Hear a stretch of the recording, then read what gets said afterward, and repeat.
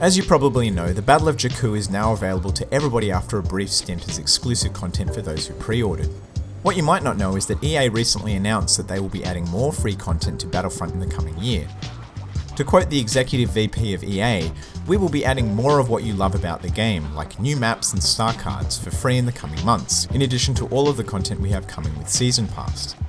Undoubtedly, this is a good thing for anybody who bought the game, and for those thinking about picking it up, but it does make you wonder, was it always their plan to release additional content for free, or are they simply reacting to the general consensus that the game didn't ship with enough content in the first place?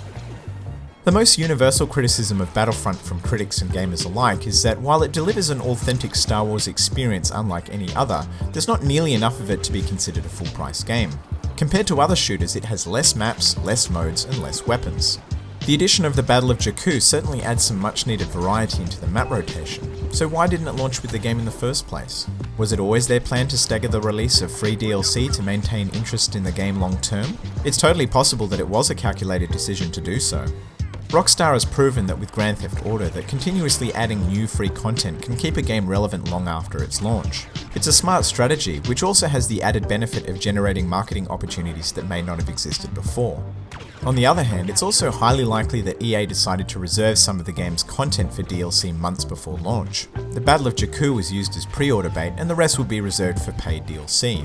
They then shipped with the minimum number of modes and maps that they thought was necessary for a full-price game.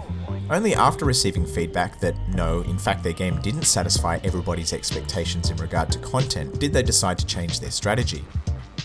So how were they able to do this? 2 words: Season Pass. Prior to launch, the Battlefront Season Pass provided very little detail as to what you actually got for nearly the cost of the full-price game. On the Battlefront website under the Season Pass information section, the description simply read, "Get 4 upcoming expansion packs filled with new content, 2-week early access to each expansion, and an exclusive Shoot First emote." The only actual piece of content described here is the emote, the rest is loosely grouped together under expansion packs. Now you might argue that an expansion pack typically contains a substantial amount of content. Games like StarCraft, for instance, have large expansions designed to keep the player base engaged for a long period of time, and are often well worth the price of admission. On the other hand, Batman Arkham Knight's idea of an expansion is a handful of basic missions and character skins, which amounts to very little actual new gameplay. Battlefront's Season Pass was deliberately vague, which gave the publisher a huge amount of flexibility with its post-launch strategy. If no one complains at launch, then they can sell whatever unreleased content individually or as part of the Season Pass. If people do complain, then they've still not made any commitments to anyone. They're free to pick and choose which DLC will be free and which will be paid, all in a time frame that works best for them.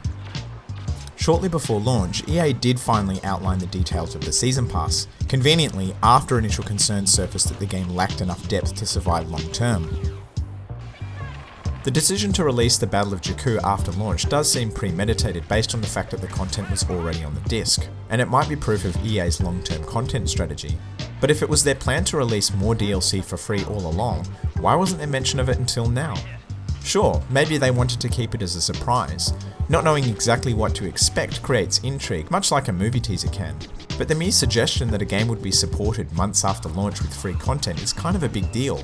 It's probably something that you would have included in your marketing strategy, and potentially even printed on the back of the box. Keeping consumers in the dark is a tried and tested marketing strategy that can help build hype, but in this situation I think it's been deliberately used as a loophole to allow EA to backtrack if and when things didn't go their way. A full-price game should ship with enough content to keep you satisfied in the long term, without the need to supplement it with DLC. Games that require you to purchase additional content to get the most out of them are fine, so long as the asking price for the base game is reasonable. Season passes can also be done in a way that isn't deceptive, and doesn't force the consumer to spend nearly twice as much on a title as they normally would.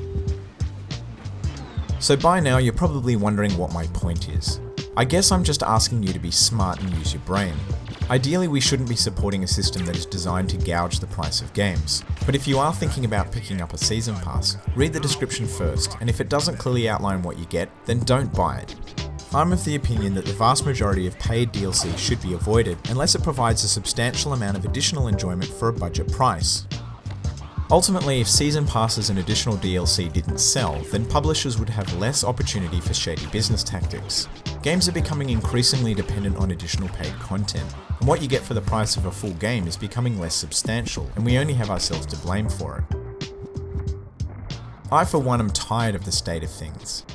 EA, I see what you're doing and I'm not impressed, and hopefully I'm not the only one.